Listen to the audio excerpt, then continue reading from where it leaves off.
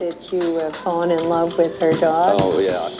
So to me, that implies that you all are sleeping in separate rooms. Am I correct? Gina and I are sleeping in separate rooms. Uh-huh. Yeah. Now, Hank and I, on the other hand, are sleeping in the same room. So Gina will come into my room, and I'll be in there with Hank, and we're, giving ourselves our little lullabies and whatnot.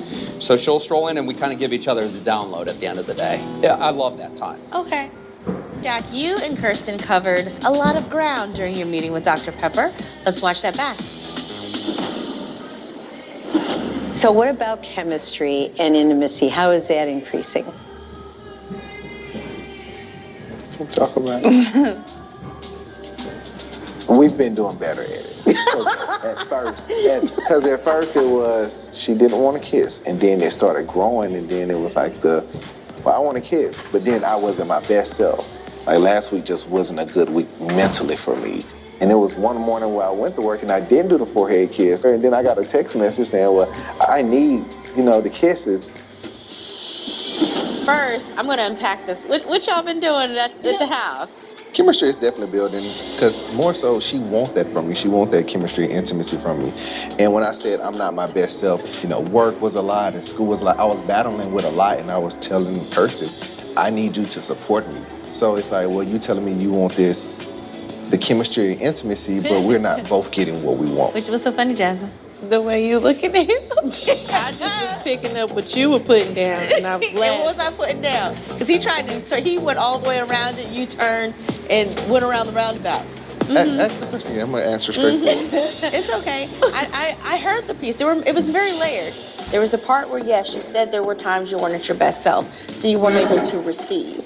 But then there's also moments within the looks that you gave that said there was some better times. We've built this level of chemistry and intimacy, and this time we're doing what the experts have provided. Exactly. So we are taking the challenges as they come, and like I said, brick by brick, we're like getting to a new level in our marriage. She's saying your look said otherwise. But my look is my look. I can't. Your look said that some things have been popping off in a good way, is all I'm saying. But that's okay. I'm just going to let you live.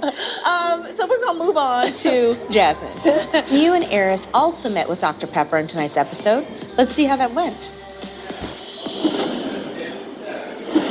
I feel like I've experienced some major deaths in my family. Like my father, one of my best friends killed himself in high school. My other friend, my freshman year in college, we were roommates. And then my junior year, he got hit by a drunk driver and died.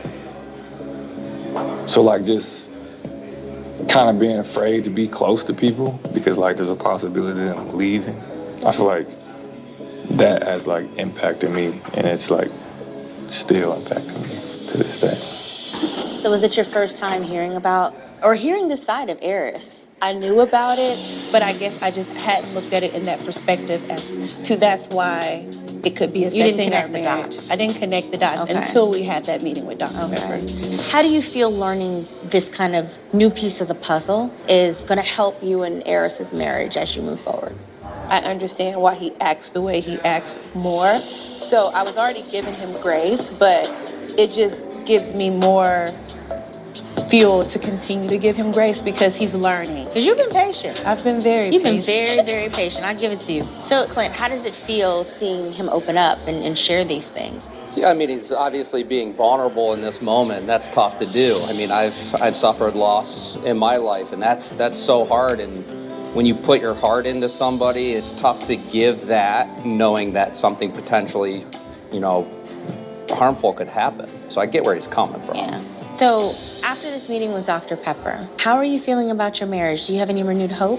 I do have renewed hope, but I feel like in the beginning I gave, and now he's having his revelation of this is why, I'm being closed off, and now I feel like I don't even know where I'm at anymore.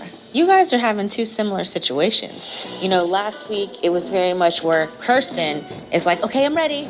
And you're like, well, hold up. I've been ready. Hold on, let me see how I feel. And it feels kind of like you all are kind of at that moment right now.